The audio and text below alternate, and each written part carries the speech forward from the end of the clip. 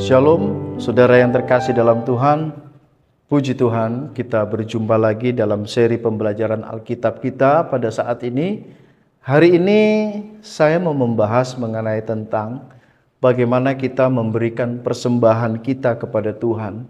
Dan persembahan ini pada akhirnya bisa menjadi berkat bagi kita. Bisa menjadi berkat bagi pelayanan, bisa menjadi berkat bagi gereja, dan juga bisa menjadi berkat bagi para pekerja-pekerja gereja atau para hamba-hamba Tuhan yang melayani Tuhan dengan gigih, melayani Tuhan dengan penuh sukacita dan memberikan hidup mereka dalam pekerjaan Tuhan.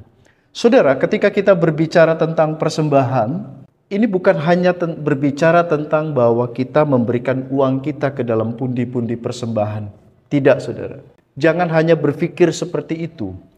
Karena persembahan yang kita berikan itu adalah sebagai bentuk ucapan syukur kita kepada Tuhan atas segala karya yang begitu besar yang sudah Dia berikan kepada kita. Terlebih khusus adalah sebuah persembahan yang indah, yang agung, yang sudah Tuhan berikan kepada kita, yaitu karya keselamatan yang dikerjakan oleh Yesus di kayu salib, di mana Dia mempersembahkan nyawanya, mempersembahkan darahnya untuk keselamatan kita, sehingga kita yang percaya Yesus dijamin ketika kita meninggalkan dunia ini, kita pasti masuk ke dalam surga. Nah, bagi kita yang sudah memahami tentang karya keselamatan ini, maka persembahan yang kita berikan itu adalah sebagai bentuk ucapan syukur kita kepada Tuhan. Nah, saudara yang terkasih di dalam Tuhan, selanjutnya adalah bagaimana sikap hati kita terhadap harta atau uang yang ada di tangan kita, yang kita miliki. Saudara yang terkasih di dalam Tuhan, sikap hati kita akan sangat menentukan bagaimana cara kita memberikan persembahan di dalam persembahan pelayanan, agar persembahan itu bisa menjadi berkat bagi diri kita, bagi pelayanan, bagi gereja, dan bagi para pekerja gereja. Saudara yang terkasih dalam Tuhan, mari kita lihat sikap hati yang benar terhadap harta, berkat, keuangan yang kita miliki pada saat ini.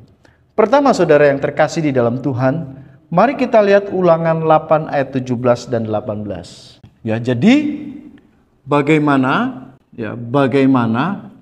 sikap hati kita terhadap harta yang kita miliki, harta yang kita miliki. Karena kalau kita salah sikap hati kita terhadap harta kita, maka pastilah salah cara kita memberikan persembahan di hadapan Tuhan. Yang pertama, mari kita lihat saudara sikap hati kita di dalam Ulangan 8 ayat 17 sampai 18. Ulangan 8 ayat 17 sampai 18. Mari kita membacanya, saudara.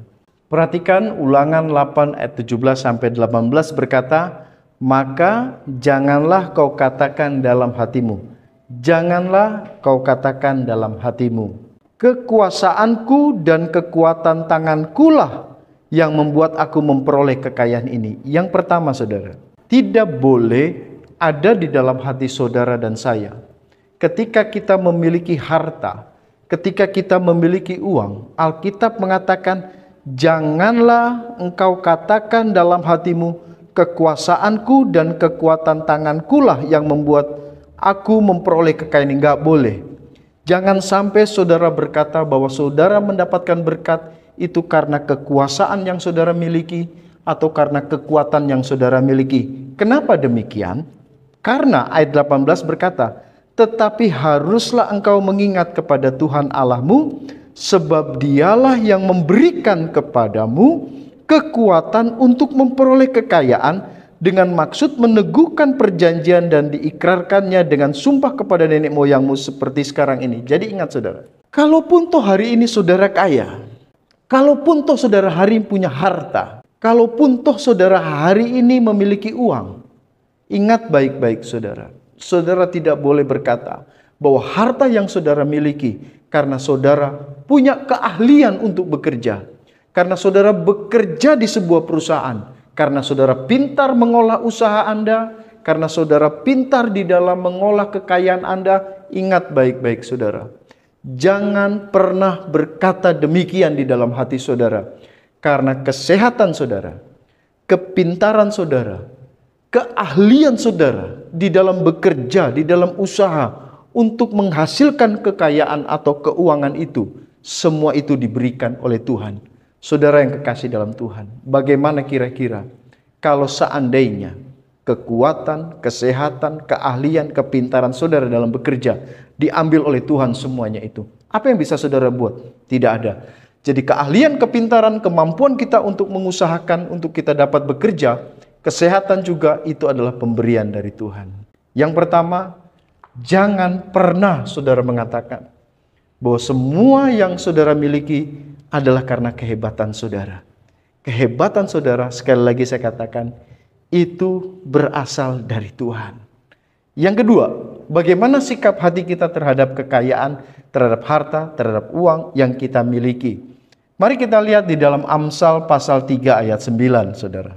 Amsal pasal 3 ayat 9 berkata, muliakanlah Tuhan dengan hartamu, dengan hasil pertama dari segala penghasilanmu. Perhatikan saudara. Pasal dalam Amsal pasal 3 ayat 9 dikatakan, muliakanlah Allah dengan hartamu. Jadi saudara yang terkasih dalam Tuhan, kalau saudara dan saya punya uang hari ini nggak bicara tentang besar atau kecilnya uang yang kita miliki. Tetapi yang Tuhan minta, kalau Tuhan sudah berikan kita berkat, muliakanlah Allah dengan apa yang kita miliki. Apa itu memuliakan Allah, saudara? Saya sudah berulang-ulang dalam video-video saya sebelumnya, saya mengatakan bahwa memuliakan Allah artinya memamerkan, mendemonstrasikan keagungan Tuhan di dalam kehidupan kita. Jadi kalau kita punya uang, kita punya berkat, Allah mau berkat yang Dia titipkan kepada kita, agar melalui uang itu Tuhan dipermuliakan, Tuhan didemonstrasikan, sehingga dengan berkat yang kita miliki, orang lain bisa melihat siapa Tuhan. Saudara yang kekasih di dalam Tuhan, banyak orang-orang yang sudah diberkati oleh Tuhan dengan begitu besar, dan ingat, segala berkat yang ada pada kita, itu adalah milik Tuhan. Kita hanya pengelola dari berkat yang Tuhan titipkan kepada kita. Saudara, saya melihat banyak kali orang-orang yang punya harta yang melimpah. Dan kemudian dia memberikan uangnya di dalam pelayanan, di dalam gereja. Tetapi bukan karena untuk memuliakan Tuhan, hanya untuk supaya kelihatan hebat, memberikan banyak, pada akhirnya apa yang terjadi? Saya melihat banyak kali orang-orang yang sudah berjasa dengan memberikan banyak uang di gereja, dan seolah-olah dia sudah membeli gereja itu dan menjadi miliknya, sehingga semua keinginannya, semua pendapatnya harus diikuti, dan dia menjadi Tuhan di gereja itu. Hati-hati saudara. Itu adalah sikap yang tidak memuliakan Tuhan dengan harta kita. Jadi yang kedua, sikap kita yang kedua adalah muliakanlah Allah dengan harta kita. Yang ketiga, bagaimana sikap hati kita saudara yang terkasih ketika kita memiliki berkat yang sudah Tuhan berikan kepada kita. Mari kita lihat di dalam Lukas 12 ayat 5 saudara. Lukas 12 ayat 15. Lukas 12 ayat 15. Mari kita lihat saudara. Lukas 12 ayat 15. Lukas 12 ayat 15 berkata demikian. Katanya kepada mereka, berjaga-jagalah dan waspadalah terhadap segala ketamakan atau kerakusan. Sebab walaupun seorang berlimpah-limpah hartanya, hidupnya tidaklah bergantung atau tergantung daripada kekayaannya itu. Perhatikan saudara yang terkasih. Bagian yang ketiga, bagaimana sikap hati kita terhadap harta kita. Tuhan mau kita harus berharap kepada Tuhan. Tuhan mau kita harus berharap kepada Tuhan, bukan pada kekayaan atau pada berkat yang ada pada kita. Jadi yang ketiga adalah sikap hati kita harus terus berharap pada Tuhan, bukan mengandalkan kekayaan kita atau mengandalkan uang kita. Jangan. Alkitab dengan jelas hati-hati. Karena kalau hidup kita mengandalkan kepada uang atau kekayaan kita, kita akan menjadi tamak dan kita akan menjadi orang yang rakus terhadap keuangan. Saudara lihat, banyak orang yang menjadi miskin walaupun uangnya banyak. Perhatikan saudara, kekayaan di dalam Alkitab tidak bergantung seberapa besar uang yang saudara miliki. Karena kaya artinya mengucap syukur dengan segala berkat yang dimiliki. Mungkin dia gajinya hanya 2 juta setiap bulan, tapi kalau dia mengucap syukur dan merasa berkelimpahan dengan uang yang 2 juta itu, itulah orang kaya. Tapi saudara lihat bagaimana orang-orang kaya yang notabene banyak uangnya, tetapi sebenarnya mereka adalah miskin. Kenapa saudara miskin? Karena walaupun uangnya sudah banyak, mereka menjadi tamak, mereka terus menjadi rakus tentang keuangan, bahkan mereka melakukan tindakan-tindakan korupsi. Itu kenapa mereka melakukan korupsi? Karena mereka tidak puas dengan berkat yang mereka sudah miliki, karena mereka adalah orang-orang miskin di hadapan Tuhan. Saudara yang terkasih di dalam Tuhan, apa selanjutnya? Bagaimana sikap hati kita terhadap harta yang kita miliki? Mari kita lihat 2 Korintus 8 ayatnya yang ke-9. 2 Korintus 8 ayat 9 mengatakan, firman Tuhan berkata, karena kamu telah mengenal kasih karunia Tuhan kita Yesus Kristus, bahwa Ia yang oleh karena kamu menjadi miskin sekalipun Ia kaya, supaya kamu menjadi kaya oleh karena kemiskinannya. Ini berbicara tentang teladan Yesus dalam pemberian. Ya, yang keempat, kita meneladani Yesus. Meneladani Yesus. Apa maksudnya di dalam 2 Korintus 8 ayat 9 ini? Tidak memikirkan diri sendiri, tetapi mau berkorban bagi orang lain dengan harta, dengan berkat yang kita miliki, untuk menjadi berkat bagi orang lain. Saudara, saya selalu berkata begini di beberapa banyak tempat, saya salut dan angkat topi bagi para hamba-hamba Tuhan yang benar-benar memberikan hidupnya untuk pelayanan, yang tidak ada pekerjaan lain, yang hanya khusus melayani Tuhan. Tidak ada pekerjaan lain. Saudara yang terkasih di dalam Tuhan, hargailah mereka. Karena kami sebagai hamba-hamba Tuhan yang full time, saudara, kita semua punya kesempatan yang sama, bisa memiliki masa depan yang sama, bisa memiliki keberhasilan yang sama. Kami bisa jadi dokter mungkin, kami bisa menjadi pengusaha mungkin, kami bisa punya perusahaan mungkin. Tetapi saudara yang terkasih, pada waktu kami mengambil keputusan menjadi seorang full time, kami membuang semua mimpi-mimpi kami. Hanya satu, bagaimana hidup kami, memberikan hidup kami kepada Tuhan di dalam pelayanan, tanpa memikirkan pekerjaan apapun. Hanya satu, bagaimana kami memberikan hidup kami di dalam pekerjaan Tuhan. Saudara yang terkasih di dalam Tuhan, bagian selanjutnya yang akan kita bahas adalah bagaimana prinsip-prinsip dalam memberi di dalam perjanjian baru. Saudara yang terkasih di dalam Tuhan, mari kita lihat di dalam 2 Korintus 9 ayat 6 sampai dengan 7. Firman Tuhan berkata demikian, camkanlah ini, orang yang menabur sedikit akan menuai sedikit juga, dan orang yang menabur banyak akan menuai banyak juga. Hendaklah masing-masing memberi menurut kerelaan hatinya, jangan dengan sedih hati atau karena paksaan, sebab Allah mengasihi orang yang memberi dengan sukacita. Saudara terkasih dalam Tuhan, mari kita lihat beberapa prinsip di dalam cara kita memberikan persembahan. Memberikan persembahan yang menjadi berkat bagi diri kita dan juga menjadi berkat bagi orang lain, menjadi berkat bagi gereja, menjadi berkat bagi pelayanan, dan menjadi berkat bagi para pekerja gereja yang memberikan hidup mereka di dalam pelayanan. Mari kita lihat saudara yang terkasih, di dalam 2 Korintus 9 ayat 6 dan 7. Yang pertama ini berbicara tentang tabur tuai, saudara. Tabur tuai. Kita nggak boleh keluar dari konteksnya, karena memang konteksnya ini adalah di dalam 2 Korintus pasal 9 adalah bagaimana Paulus mengumpulkan dana untuk membantu saudara-saudara seiman di Yerusalem yang sedang mengalami kesulitan, saudara yang terkasih di dalam Tuhan. Sehingga Paulus berharap anak-anak Tuhan bisa membantu saudara-saudara seiman dengan harta mereka, dengan uang mereka, agar kiranya orang-orang yang sedang mengalami kesulitan, kelaparan di Yerusalem pada waktu itu bisa dibantu. Oke, saudara yang terkasih dalam Tuhan, bagaimana prinsip anak Tuhan memberikan persembahan? Yang pertama adalah tabur tuai. Jadi ini saudara, ini tidak dibatasi berapa yang saudara mau tabur di dalam pekerjaan Tuhan, karena itulah yang akan saudara tuai. Ini prinsip saudara. Apapun ini Alkitab yang bilang, bukan saya yang bilang. Ini saya tidak sedang berbicara bahwa dalam memberi itu bahwa kita sedang menyogok Tuhan. Tidak, saudara.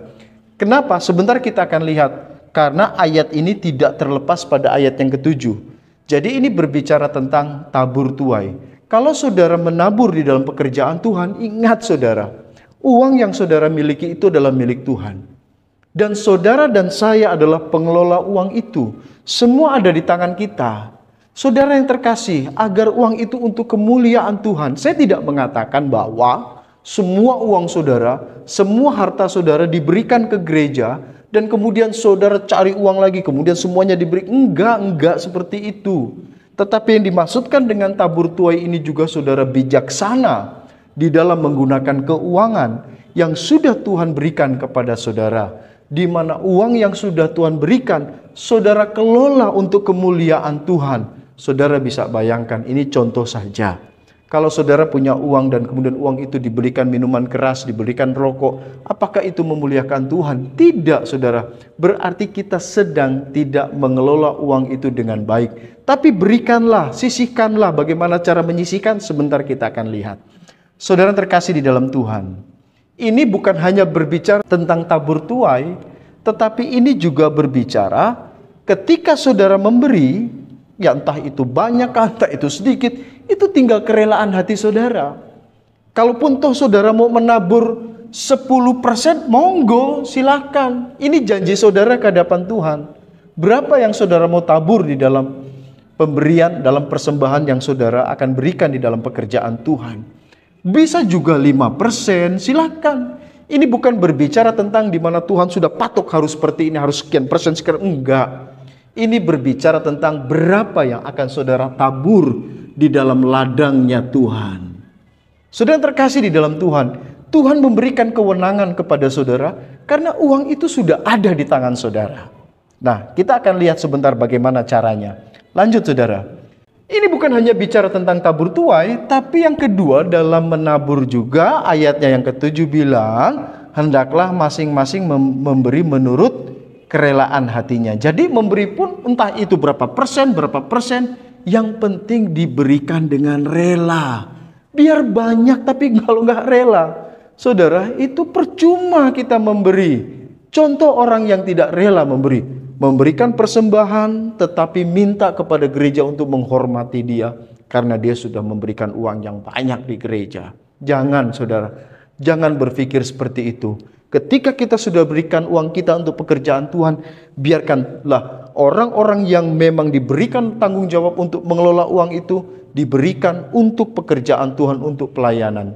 Saudara yang terkasih dalam Tuhan, yang kedua, pertama tabur tuai, yang kedua adalah memberi dengan rela. Yang ketiga, perhatikan ayat yang ke-7. Jangan dengan sedih hati. Jangan dengan sedih hati. Ini seperti contoh misalkan pada waktu mau gereja, biasanya kita sudah persiapkan persembahan kiri dan kanan. Yang kiri itu, yang sebelah kanan kita mau kasih kepada Tuhan persembahan 5.000. Dan yang uang 100.000 kita sisip sebelah kiri. Nah pada waktu persembahan pun dilewat, kita lupa mana yang 5.000, mana yang 100.000. Pikirannya bahwa yang 5.000 itu sebelah kiri, dia ambil tanpa lihat, taruh di persembahan. Nanti setelah persembahan lewat, dia pikir-pikir, saya kasih 5.000 atau 100.000. Ketika dia lihat ternyata yang 5.000 di kantong, wah ternyata yang diberikan 100.000. Wah sedih hatinya. Kenapa saya salah tadi memberikan, harusnya 5.000, kenapa harus yang 100.000? Kalaupun toh kita memberi besar, tapi kalau kita memberi dengan sedih hati, tidak akan diberkati Tuhan. Ingat, pelajaran kita adalah bagaimana memberikan persembahan menjadi berkat bagi pelayanan, menjadi berkat bagi diri sendiri, menjadi berkat bagi pekerja gereja atau para hamba-hamba Tuhan. Yang selanjutnya, saudara, ayat yang ke-7 berkata, jangan dengan sedih hati atau karena terpaksa. Yang keempat, jangan terpaksa. Saudara, jangan memberi dengan terpaksa. Karena dengan memberi terpaksa saudara tidak akan mendapatkan apapun. Dan haruslah yang kelima, memberi dengan sukacita. Saudara yang terkasih di dalam Tuhan, bagian akhir dari materi ini, bagaimana cara kita memberikan persembahan? Perhatikan saudara, banyak anak-anak Tuhan salah dalam memberikan persembahan. Oke, mungkin saya bisa memberikan sedikit tips. bagaimana cara kita memberikan persembahan. Oke, perhatikan saudara. Kita hitung misalkan di gereja kita berapa kali dalam ibadah. Oke, katakanlah dalam 1 minggu ibadahnya 4 kali untuk ibadah minggu. Ibadah keluarga mungkin juga 4 kali dalam 1 bulan. Ini dalam 1 bulan, maaf. 4 kali dalam 1 bulan ibadah minggu, 4 kali ibadah keluarga dalam satu bulan, dan 4 kali dalam 1 bulan. Berarti 1 bulan kita ibadah 8 kali. Oke. Jadi misalkan dalam 1 bulan kita ibadah di gereja atau ibadah di rumah tangga itu 8 kali. Karena 4 tambah 4, 8. Oke. Nah, kemudian kita berjanji sama Tuhan, Tuhan, setiap ibadah kami akan memberikan persembahan untuk Tuhan, untuk pundi 5.000 misalkan. 5.000 kali 8, 40.000. Oke. Itu untuk 1 orang. Misalkan di keluarga saudara ada 4 orang. Saudara, istri saudara atau suami saudara, dan 2 anak. Berarti ada 4. Kali aja 4. Berarti 160.000. Oke. 160.000. Dan kemudian, oke, saya katakan janji iman lah. Janji iman tiap bulan. Janji iman tiap bulan. Tuhan, saya memberikan ke uang kas janji iman saya atau perpuluhan saya. Setiap bulan saya mau berikan untuk pekerjaan Tuhan 140.000. Ini misalkan ya saudara ya. Jumlah saja berarti semuanya 300.000. Oke. Seandainya gaji saudara setiap bulan 5 juta. Ini seandainya nih ya. Gaji saudara 5 juta. Saudara, setiap kali saudara mendapatkan gaji, langsung sisihkan ini 300.000 ini. Ini memang sudah dikhususkan untuk Tuhan, untuk pundi, untuk persembahan. Jangan lagi digunakan untuk apapun. Setiap kali ibadah, ambil dari sini. Setiap kali ibadah, ambil dari sini. Tentu apa yang kita buat di sini harus disepakati antara suami dan istri. Ya kalau saudara masih pemuda dan sudah bekerja, berjanjilah di hadapan Tuhan. Setiap bulan berapa yang saudara akan berikan di dalam pelayanan. Saudara ingat, apa yang saudara berikan ini dengan cara seperti ini.